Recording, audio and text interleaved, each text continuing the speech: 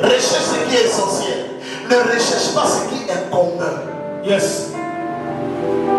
Lorsque tu marches avec des personnes qui marchent dans le commun des mortels, tu dois comprendre que tout ce que tu feras sera éphémère. C'est ça. Dieu t'a emmené sur la terre seul. Le but pour lequel tu as été créé, c'est dans une seule mission, dans une seule vocation. Dieu ne t'a pas appelé en groupe, il ne t'a pas appelé à ressembler aux autres, il ne t'a pas appelé à faire comme les autres. Parce que si tu es appelé à être évangéliste, reste à la place d'évangéliste. Ne transforme pas ton ministère pour devenir bishop ou pour devenir prophète. Parce que ce n'est pas à ça que tu es appelé.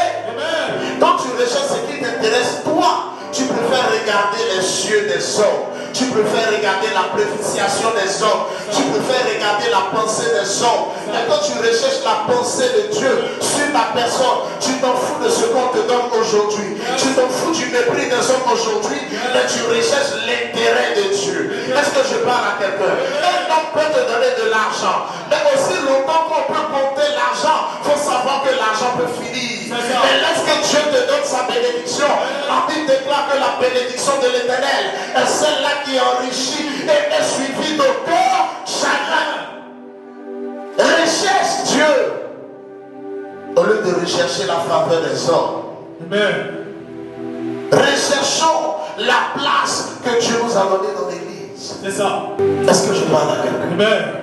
Il n'a pas été mentionné dans la Bible que être révérend fait partie du ministère. Aujourd'hui, lorsqu'on appelle certains pasteurs, ils se fâchent. Ils disent à ces personnes, ajoute révérend. C'est ça. Mais le révérend n'est pas écrit dans la Bible. Être révérend, c'est un titre. Or, Dieu ne nous a pas appelés pour avoir des titres, mais Dieu nous appelle pour suivre notre vocation.